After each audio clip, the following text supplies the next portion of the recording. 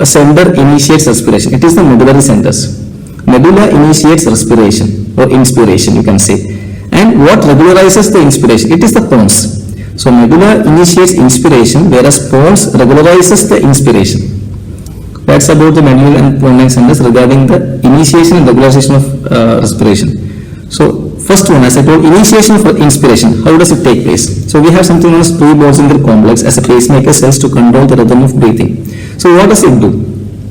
It is in the medulla. So the signals from the medulla has to be carried out to the spinal cord via the C3, C4, C5. That is the phrenic nerves. We have phrenic nerve which is responsible for the signals to be carried from the medulla to the spinal cord. So this results in the contraction of a muscle known as diaphragm. As we all know, diaphragm is the primary active muscle for inspiration. So what happens when there is contraction of diaphragm? It results in inspiration. So one applied aspect I can tell along with this is that what happens if this particular thing, if there is a problem or if the pre-Botzinger complex is absent or some injury or a critical injury takes place there. For example, hanging or any direct injury to the circuit where the pre-Botzinger complex sends the signals to the spinal cord. So what happens if there is something like that? Okay, what happens? Death is inevitable. Most probably there is a chances of death. That is the thing what happens here. Okay, there are many incidents directly direct injury to the spinal cord led to death because of the problem happened in this particular circuit where the impulses cannot be transformed sent from the medulla to the spinal cord, or pre-Botzinger complex is affected. So that can result in death. So one of the example you can say is Ondine's curse.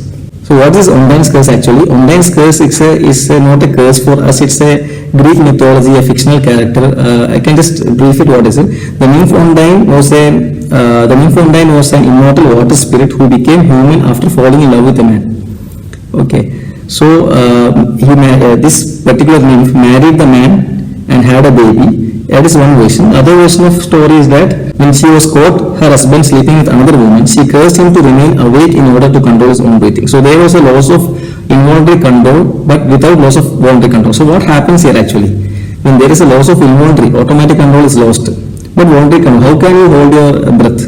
You cannot sleep. So what happens if you don't sleep? It can lead to death.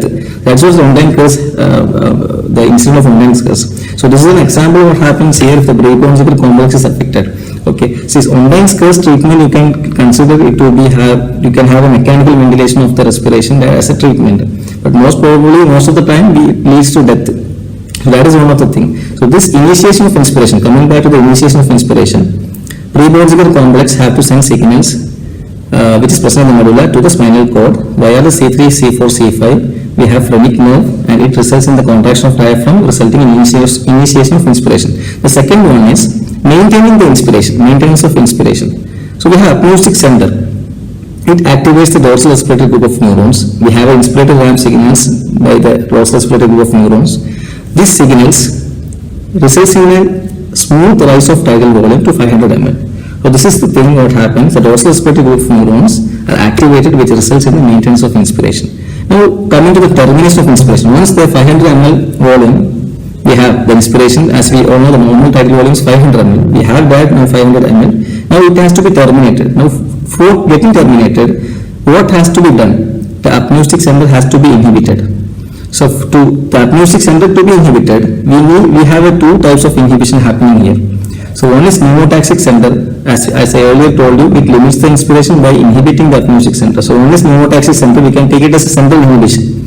The other one is peripheral inhibition. We have vagal efferents or the cranial nerve 10 present in our the Pons, which can inhibit the apneustic center. So central inhibition by pneumotaxic center inhibiting the apneustic center, whereas a peripheral inhibition by the vagal efferents, the cranial nerve 10 can inhibit the apneustic center, thereby resulting in the termination of inspiration.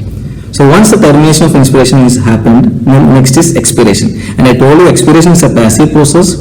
The ventral respiratory group of neurons comes into action when there is forceful expiration, especially during exercise. An example is exercise. What happens in exercise? There is an extra respiratory drive, which we call the phenomena as overdrive phenomena.